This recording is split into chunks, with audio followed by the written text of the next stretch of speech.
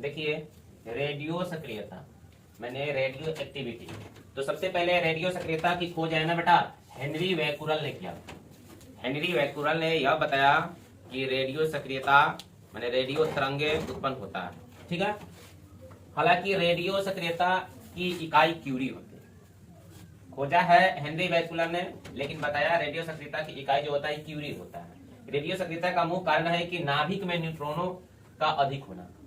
जब नाभिक में न्यूट्रॉनों की संख्या अधिक हो जाता है तो यह बताता है कि रेडियो सक्रियता जो है ना एक्टिव है। नाभिक में न्यूट्रॉनों की संख्या का जो जब अधिक हो जाता है तो यह बताता है कि रेडियो सक्रियता एक्टिव है।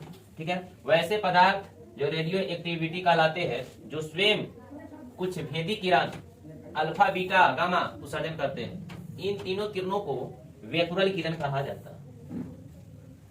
जिसमें क्या होता है बेटा अल्फा गामा, आ जाइए अल्फा बीटा गामा तीनों किरण जो अगर कहीं पर अगर निकले तो उसे बैकुरल किरण कहा जाता है। गामा किरणें विद्युत उदासीन होता है, इसकी वेदन क्षमता सबसे अधिक होता है। गामा जो है बेटा इसकी है ना ये उदासीन है, इसकी वेदन क्षमता सबसे अधिक है। यह हमारे शरीर में गहराई तक प्रवेश करता है और इसके निकलने से पदार्थ के परमाणु क्रमांक के द्रव्यमान में कोई परिवर्तन नहीं होता है। लेकिन अल्फा बीटा आयनन की क्षमता अधिक है, इसमें उत्सर्जन परमाणु क्रमांक तथा परमाणु द्रव्यमान में अंतर होने लगता है। इसीलिए अल्फा धनात्मक और बीटा ऋणात्मक। ठीक है,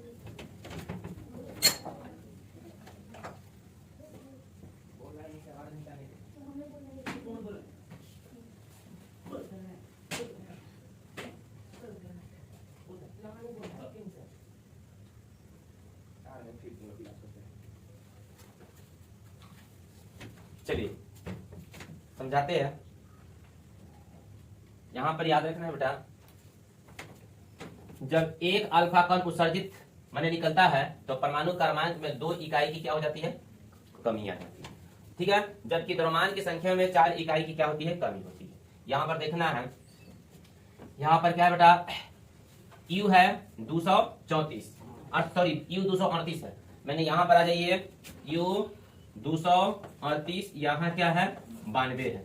इससे क्या होगा बेटा, इससे जब क्या होगा कि अल्फा का निकलेगा तो ये 238 है ना, तो ये हो जाएगा यू 234, क्योंकि हमने पढ़ा है ऊपर वाला जो होता है द्रव्यमान संख्या होता है, द्रव्यमान संख्या में कितने का अंतर होगा 4 का, और नीचे वाला क्या है बेटा परमाणु क्रमांक है, यहाँ 92 है तो यहाँ क्या हो जाएगा 90। तो इस तरह आपको क्या करना है, जब अल्फा कण उत्सर्जित होगा तो इस तरह बनता है। किसी कोई दिक्कत है? चलिए इस तरह है ना इसका निर्माण होता है। अब इससे आगे जैसे ही जाएंगे ए बी सी डी ऐसे डी जितना निकालना है आप निकालते चले जाइएगा। जैसे यू से शुरू हुआ ए निकाल दिया, बी ऊपर में सब में 4 4 घटा दिया, नीचे में क्या किया 2 2 घटा दिया। फिर समझना है जब बीटा कणों से निकलने वाले द्रव्यमान की संख्या में कोई परिवर्तन नहीं होती तो क्रमांक में 1 इकाई की वृद्धि हो जाती है। फिर यही कहा है कि ऊपर वाले में आ जाइए यू जो है यू कितना है बेटा 92 235, यू 92 200 क्या है 35 है। तो अब आ जाइए ऊपर वाला में क्या होगा, यहाँ पे आ जाते हैं 92 के बाद में क्या हो जाएगा बेटा 92 के बाद में क्या होगा 93 और ऊपर 235 से रहेगा। नीचा ओनली एगो बढ़ेगा नहीं तो ऊपर जैसे के जैसे ही रह जाएगा। इसी तरह निकला है 92 93 94 95 96। आपसे बोलेगा तो इसके बाद में ई भी निकाल दीजिएगा, ऐसे कोई दिक्कत है? एक नीचा बढ़ाना है, ऊपर जैसे का तैसे छोड़ देना है। उस ऊपर वाला में क्या करना है कि 2 नीचे घटाना है और ऊपर में 4 घटाना है, कोई दिक्कत? अब आते हैं बेटा अल्फा बीटा, गामा में कोई परिवर्तन नहीं होता। गामा जो है ना याद रखना वाई कण निकलने के परमाणु क्रमांक और परमाणु इकाई में कोई परिवर्तन नहीं होता है, माने गामा में कोई नहीं आता है। याद रखना है जब यू कितना होगा 92 235 या 38 कर दो। इस तरह अगर ए निकालेंगे अगर अल्फा में आ जाएंगे तो कितना हो जाएगा, नीचा हो जाएगा कितना 90 ऊपर कितना होगा 234। इसका मतलब कितना 4 का अंतर और नीचा कितना 2 का अंतर। इसमें अल्फा में बीटा में आ जाएंगे बेटा, जैसे ही बीटा में आ जाएंगे तो ये कितना होगा 92 हो जाएगा यू 235। मान लीजिए जैसे ही ऊपर जाएंगे तो 92 कितना हो जाएगा 93 हो जाएगा और ये कितना हो जाएगा बेटा 235 के 235 से रहेगा। तो इस तरह आप आराम से निकाल लीजिएगा। और जैसे ही गामा आएगा तो कोई परिवर्तन नहीं आएगा। अगर लिखा रहेगा यू 92 और 235 तो फिर आगे हो जाएगा 92 और 235 से यू होगा, कोई दिक्कत? चलिए अब आगे आते हैं। यहाँ पर देखना है वर्ग विस्थापन। तो इसमें वर्ग विस्थापन के नियम में अल्फा बीटा के कण निकलने से किसी भी ताप के स्थान में परिवर्तन होता है। इस नियम को वर्ग विस्थापन का नियम कहते हैं। जब अल्फा बीटा क्या होगा, जब निकलेगा तो ताप में परिवर्तन होगा, इसको क्या कहते हैं बेटा, वर्ग विस्थापन कहते हैं, जिसे है ना सोडी, फैजाल और रसल ने दिया हुआ था। 3 वैज्ञानिक है, सोडी, फैजाल, रसल ने इस नियम को दिया हुआ था। यहाँ पर दिया हुआ है 92 है तो 93 हो जाएगा, 235 है तो 235 रहेगा बीटा में। गामा में क्या, अल्फा में क्या रहेगा, जैसे ही अल्फा लिखा रहेगा तो ई 92 हो जाएगा, तो क्या हो जाएगा 90, ई कितना हो जाएगा तो 231, इस तरह बन जाएगा। चलिए रेडियो एक्टिविटी क्षय क्या है, रेडियो एक्टिविटी पदार्थ निरंतर अल्फा बीटा गामा कणों को उत्सर्जन करते रहता है, जिसके कारण इसकी मात्रा क्या होता है, घटती है, और घटना ही क्या कहलाता है, रेडियो एक्टिविटी क्षय कहलाता है। यह क्या करेगा, रेडियो एक्टिविटी नियंत्रण अल्फा बीटा गामा को निकालेगा, और अल्फा बीटा गामा को जैसे ही निकालेगा तो इसकी जो क्या कहने का मतलब है मात्रा है वो घटेगा, और जैसे ही घटेगा तो क्या होगा, यह कम होता है। ठीक है, अब बढ़ेंगे अर्धवायु का।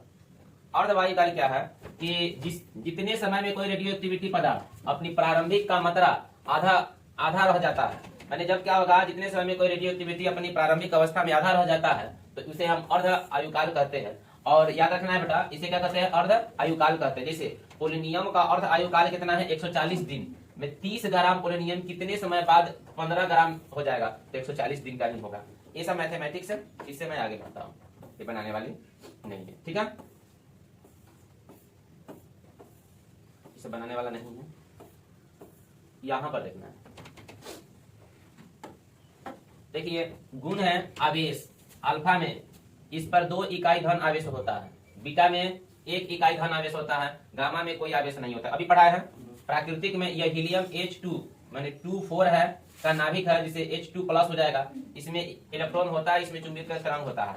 आयाम जिस गैस से गुजरती है उसे आयनों में तोड़ देती है, और इसके आयाम की क्षमता अल्फा से कम होती है, और इसकी आयनन क्षमता है ना सबसे कम होती है। वेग, इसका वेग प्रकाश के वेग का 1/10 गुना होता है, इसका 9/10 गुना होता है, इसका वेग प्रकाश के वेग के बराबर होता है। ठीक है,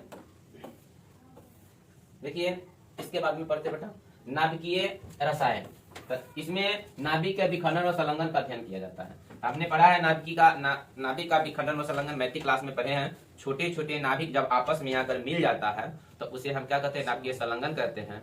अब बड़े नाभिक क्या होता है, बम विस्फोट होने के कारण टूट कर छोटे छोटे में बदल जाता है, तो उसे नाभिकीय विखंडन कहते हैं। इस हम लोग पढ़े हैं।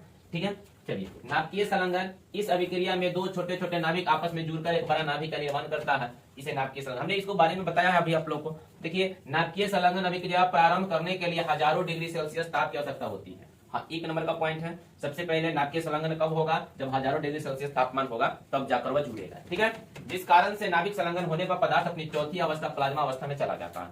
और आप लोग पढ़े हैं पदार्थ की 3 अवस्था, अब पढ़ना होगा 4 अवस्था, इसके बाद में पढ़ना होगा 5 अवस्था, जैसे ठोस, द्रव, गैस, प्लाज्मा, और लास्ट में पढ़ना होगा बोस-आइंस्टीन 5। ठीक है, अब बताते हैं नाभिक संलग्न अभिक्रिया नियंत्रण में नहीं आ सकती है। सूर्य, तारा, हाइड्रोजन बम ऊर्जा का स्रोत नाभिकीय संलग्न है, इसमें हाइड्रोजन का नाभिक हीलियम में परिवर्तन हो जाता है, अत्यधिक मात्रा में ऊर्जा निकलता है। हाइड्रोजन बम का खोज टेलर ने किया। अगर आपसे कोई पूछेगा हाइड्रोजन बम का खोज किसने किया, टेलर ने किया।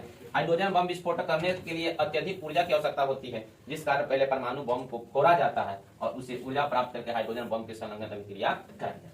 यही कारण है कि हाइड्रोजन बम परमाणु बम की तुलना में कई गुना अधिक खतरनाक होता है। ठीक है, ये आप पढ़े हैं नाभिकीय संलग्न, अब पढ़ेंगे नाभिकीय विखंडन।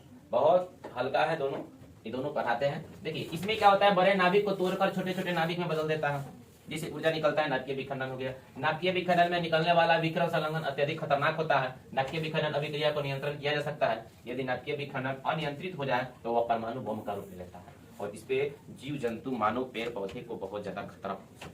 ठीक है, और परमाणु बम का आविष्कार किसने किया बेटा, ओटो होन। ओटो होन परमाणु बम का आविष्कार ओटो होन ने किया। भारत ने पहला परमाणु बम 18 मई 1974 को